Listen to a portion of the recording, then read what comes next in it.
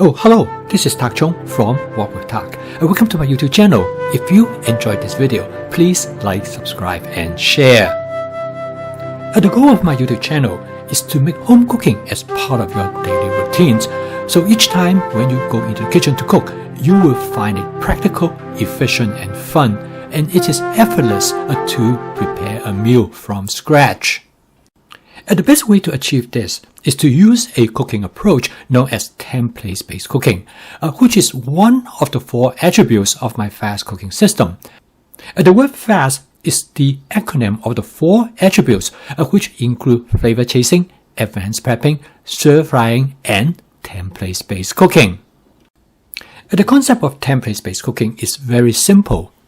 All you have to do is to take a particular dish that you really enjoy, and you create a template. In the template, you identify the key steps that will lead to the specific characteristics of this dish. And then you identify those steps that you can make changes and modifications to create variations of this basic template. All the dishes in this video that I've shown you up to this point are chicken dishes that cook according to the same basic chicken stir-fry template. These variations are created by minor modifications of the cooking techniques, substitution of the ingredients, and modification of the seasoning strategy. In this video, I'm going to show you how I cooked a chicken stir-fry dish last night using template-based cooking. Rather than using a recipe, the end result is that both familiar and novel at the same time.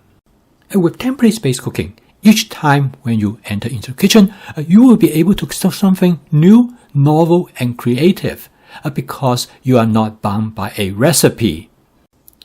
You will be able to make adjustments according to the ingredients that are available to you at the time, and you can also make modifications and tailor the dish to the flavor that you feel like you to have that evening. It is the flexibility that you're going to have that will make home cooking creative, fun, as well as pleasurable. And the possibility of different dishes that you could create will be almost endless. So let's go into the kitchen. I'm going to show you how I cooked this dish last night using template-based cooking. Template-based cooking is one of the 4 attributes of my fast cooking system, which include flavor chasing, advanced prepping, stir-frying. These 4 attributes work together to make your home cooking practical, efficient, fun, and creative. The end result is that you can make home cooking to be part of your daily routine, and it will be sustainable. This is the chicken stir-fry dish that I cooked last night. It contains sugar snap peas, tomatoes, mushroom, edamame, and sweet corn. I cooked this dish with my Cuisinart 14-inch stainless steel wok, which is my everyday wok that I have been used for the past 5 years. I used about 2 tablespoons of canola oil, just enough to cover the bottom surface of the wok. I prefer this wok because it allows me to use this wok for many different cooking functions. And the wok is very easily to be seasoned, and I season it with my spot seasoning method. If you'd like to learn more about this method, you can take a look at this video. I cooked this dish with 8 ounces of chicken that I have prepped in advance. And the chicken has been coated with cornstarch and seasoning before I cook them in the wok. Coating the chicken with cornstarch makes a huge difference in terms of both the flavor and the texture of the chicken, because the coating will give the chicken a light breading, and the seasoning will make the chicken taste better. The advantage of the Cuisinart 14-inch stainless steel wok is that it has a large bottom surface. Actually, it measures about 9 inches across, and this makes them very flexible because I can use them like a small frying pan.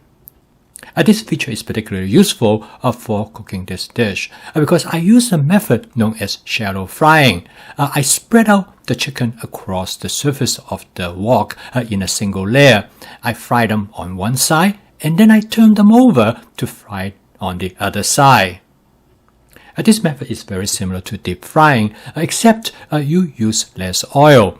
Now, it's a little bit more work because you have to fry them on one side and turn it over to fry the other side. However, the chicken has been finely sliced. It takes a very little time to cook them. And over the years, I have tried different methods to stir fry the chicken. Sometimes I would stir fry them exactly the way how I got it out from the freezer. Other time I would coat them with cornstarch first. But this method definitely turned out to be the best method. It provides the best flavor for the chicken. It takes a little bit longer to fry the chicken as compared to if you stir fry the chicken because stir frying accelerates the cooking. However, the extra few minutes that you spend on using this method to fry the chicken is well worthwhile because of the better taste. I usually let the chicken to fry on one side for about 1 to 3 minutes. It all depends on how much you want to fry them. As you can see that in this case, the chicken fries very nicely. It gives a nice golden brown color. So this has become my template for stir-fry chicken dish. I will always fry the chicken using this shallow frying method first before I stir fry with other contents. For this dish, I decided I'm going to choose the contents that will cook quickly.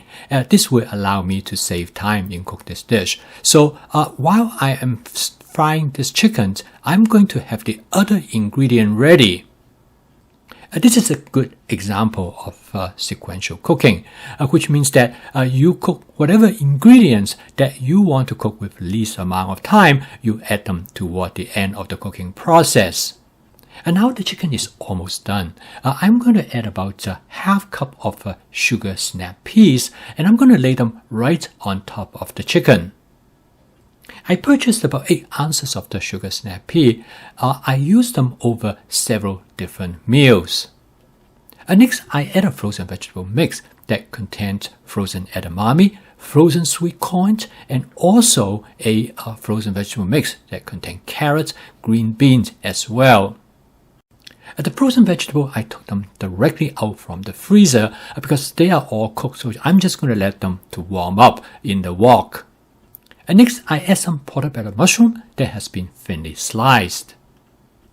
What I'm doing now is that I actually buying some time.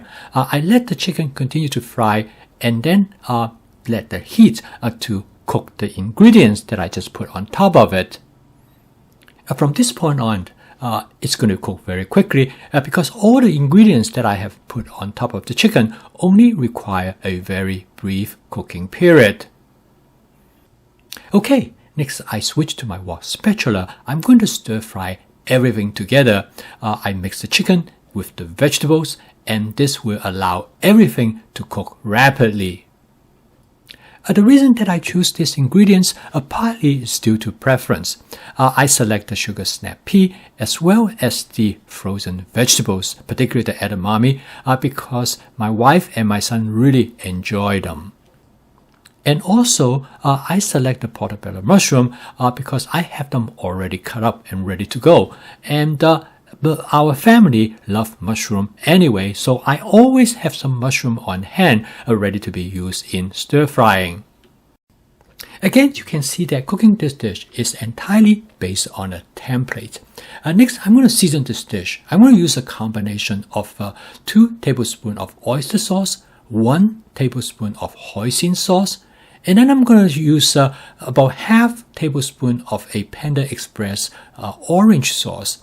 And this is followed by half tablespoon of a teriyaki sauce that I purchased from Aldi. And then I'm using half tablespoon of a sweet and sour sauce as well.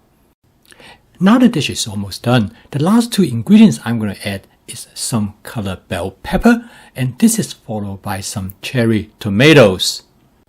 I add these 2 ingredients toward the end of the cooking session because I only want to cook them very lightly. And the main reason I add them because I have them available in my advanced prepping. The final step in cooking this dish is to create a light sauce. I use a water bottle to deposit a small amount of water on the surface of the wok where there are food ingredients that have stuck and burned to the surface, and then I use my wok spatula to detach them. This is a great way to return the flavor back to the dish, and also it allows me to clean the wok as I cook, and I call this method spot cleaning. And with a few quick mix, the dish is done. And the total cook time of this dish is about 8 minutes, which is not bad for a complex dish like this. As you can tell, this dish is cooked based on a template rather than a recipe. The ingredient combination in this dish I have never done before. But I know this dish is going to turn out okay because I am familiar with the primary steps of the templates. So making modifications and adjustment to this dish is within my understanding how this dish will turn out.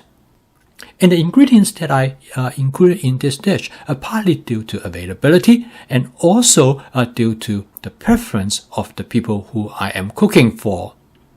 So this dish provides you a demonstration of how template-based cooking work, as well as how the 4 attributes of the fast cooking system to work together in make home cooking to be simple, straightforward, and creative. For me, my fast cooking system has transformed home cooking from a chore into an activity that I enjoy, which I find it relaxing, creative, and fun, and I look forward to cook every evening. I post a video every day to show you how to make home cooking as part of your daily routine using my fast cooking system. And if you'd like to learn more about this cooking system, please subscribe to this YouTube channel. Keep on cooking. I will see you tomorrow.